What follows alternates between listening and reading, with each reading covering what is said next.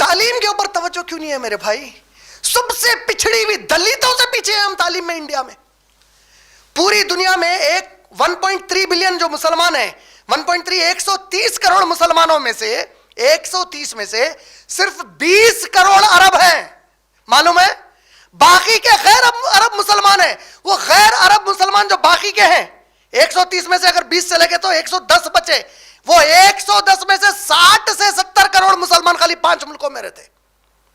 Hindustan, Pakistan, Bangladesh, Indonesia, Malaysia मिला लो आप, ये 5 ममालिक में वो 110 करोड़ में के 60 से 70 करोड़ रहते। और हिंदुस्तान का मुसलमान पार्टीशन के बाद बहुत बड़ा तबाही में गया। पार्टीशन जब हुआ हिंदुस्तान पाकिस्तान का, उससे पहले मुसलमानों की आबादी इंडिया की 40% थी। पार्टीशन के बाद 14% हो गया। यह फायदा हुआ कि नुकसान हुआ? कितना बड़ा नुकसान हुआ। मुसलमान यहां पे चूंकि हुक्मरान मुसलमान थे मुगलों के, होता यह था कि हाकिम लाजिम है, अगर उन्हें मुसलमान हैं तो उन्हें जो हुकूमत में ओहदों पे ज्यादातर रखेगा, जॉब्स मिलेंगे, वो मुसलमानों को दिया वो टाइम पे।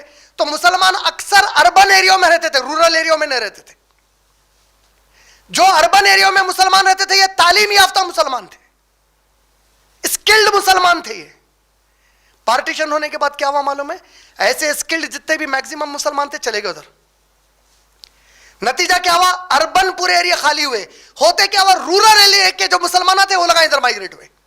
वो जो कैटेगरी थी उधर से माइग्रेट हुई, सब मैक्सिमम किसकी थी? लेबरर्स की थी, रोज कमा के खाने वालों की थी, एजुकेशन से दूर थे, गरीब थे। जब सिटी में आ गए, लाजिम है जब आपके पास इल्म के बगैर दौलत आती ना, ये बहुत अहम बात बोल रहा हूं, इल्म के बगैर दौलत आई तो आप आवारा बनते, और इल्म के बगैर अगर ताकत आई तो आप जालिम बनते। इल्म पहले आया तो दौलत आई तो आप सखी बनते, ताकत आई तो आप मुहाफिज बनते दूसरे मासूमों के। क्योंकि ये लोग आए, इल्म ही नहीं था, ना कुरान का इल्म है ना हदीस का इल्म है। मौलवियां आ रहे, हद तो ये चलती गांव में। ये ऐसे भी गांव थे जहां पर मौलवी एक छुरी के ऊपर बिस्मिल्लाह अल्लाह अकबर पढ़ के रख देता था, उन्हें बोलता था मैं ऑन को, वो छुरी से काट लो। ऐसा दौर, ये मजाक की बात नहीं है। आज एजुकेशन में सबसे पीछे 3 लाख मसाजिद है हमारे। मसाजिद से क्या काम हो रहा मुसलमानों की खिदमत में? क्यों ऐसा है कि आज बच्चियां इतने बगैर शादी के बैठे हुए हैं?